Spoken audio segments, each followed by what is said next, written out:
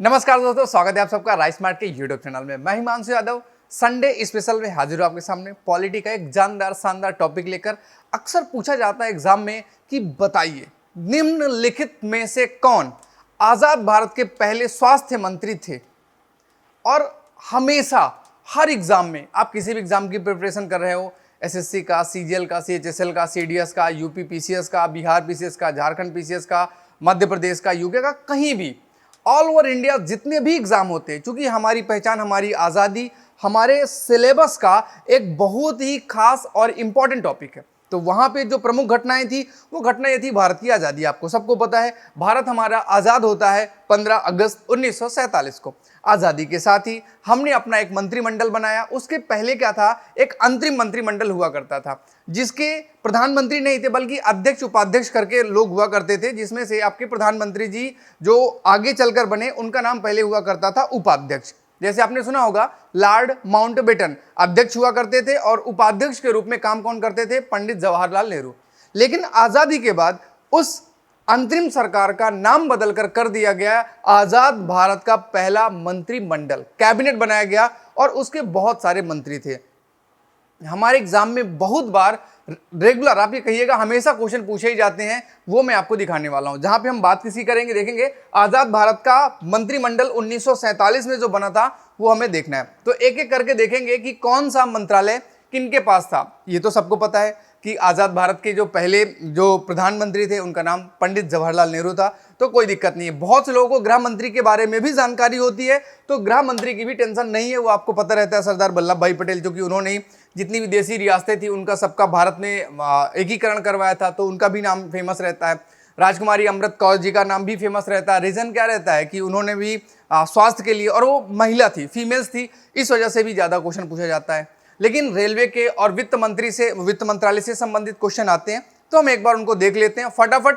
और ये आप इसको नोट डाउन कर लीजिएगा, बुक में इसे लिख लीजिएगा, बहुत ही इंपॉर्टेंट है। चलिएगा मैं आपको दिखाते चल रहा हूं। पंडित जवाहरलाल नेहरू, आपके पास मंत्रालय कौन सा था, प्रधानमंत्री, और इसके अलावा जितने भी मंत्रालय बचेंगे सभी के सभी मंत्रालय किसके पास चले जाएंगे, पंडित जवाहरलाल नेहरू के पास। अगर इनमें से किसी को नहीं दिया गया है तो सरदार वल्लभ भाई पटेल जी की बात करें तो गृह मंत्री, सूचना प्रसारण मंत्री।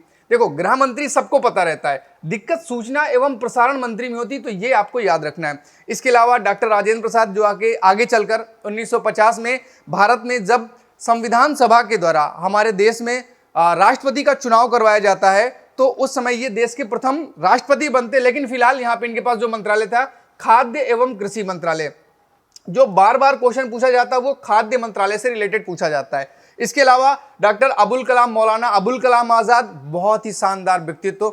हमारे देश में जब 1942 में क्रिप्स मिशन आया था, उसकी वजह से भारत छोड़ो आंदोलन शुरू किया गया, तो सभी नेताओं को जेल में डाल दिया गया। लेकिन मौलाना अबुल कलाम आजाद सबसे कम उम्र में कांग्रेस के अध्यक्ष बने हुआ करते थे और लगातार कई सालों तक कांग्रेस के अध्यक्ष रहे। जब सारे नेता जेल में थे तो कांग्रेस को इन्होंने ही संभाल कर रखा था, तो हमारे लिए ये गर्व की बात है। मौलाना अबुल कलाम आजाद जी के पास था शिक्षा मंत्री। इसके बाद जान मथाई, रेलवे परिवहन मंत्री। देखो यहाँ जो पहला मंत्रिमंडल जो है उसकी बात है, ये आपको यहाँ पे याद रखना है। जान मथाई ने आगे चल के रेलवे परिवहन मंत्री। आगे देखेंगे सरदार बलदेव जी, रक्षा मंत्री। ये तो इंपॉर्टेंट है ही है, आपसे रेगुलर पूछा जाता है। सरदार बलदेव जी के पास कौन सा डिपार्टमेंट था। आर.के. षणमुखम चेट्टी, वित्त मंत्री। आपने सुना होगा कि आपको बताना है भारत का प्रथम बजट किसने प्रस्तुत किया था। आजाद भारत का पहला बजट नवंबर में जो प्रस्तुत किया गया, किसके द्वारा प्रस्तुत किया गया, तो याद रखना आर.के. षणमुखम चेट्टी जी के द्वारा प्रस्तुत किया गया। आगे बात करें तो डॉक्टर बी.आर. अंबेडकर जी, विधि मंत्री। इसमें तो मतलब बात करने की कोई जरूरत ही नहीं, सब आंख मूंद के बता देते हैं। बाबा साहब भी हमारे देश के विधि मंत्री थे या कानून मंत्री आप इनको कह सकते हैं। इसके अलावा जगजीवन राम जी के पास श्रम मंत्रालय था। ये भी इंपॉर्टेंट है क्योंकि जगजीवन राम जी जो है वो कृषक फैमिली से रिलेटेड है, इस वजह से। आगे बात करें तो राजकुमारी अमृत कौर जी के पास स्वास्थ्य मंत्रालय था। ये भी इंपॉर्टेंट है। रीजन क्या था, फीमेल होने की वजह से राजकुमारी अमृत कौर। और आप अगर देखेंगे तो हमारे एम्स में, जो दिल्ली का एम्स है, वहां पे ओपीडी का नाम भी आपके ही नाम पे रखा गया। जब 1956 में एम्स अधिनियम आया तो एम्स अधिनियम के तहत जो एम्स बनाया गया, तो दिल्ली वाला जो एम्स है उस एम्स में जो ओपीडी है उस डिपार्टमेंट का नाम ही है राजकुमारी अमृत कौर डिपार्टमेंट। आगे चलेंगे, एच.सी. भाभा वाणिज्य मंत्री थे।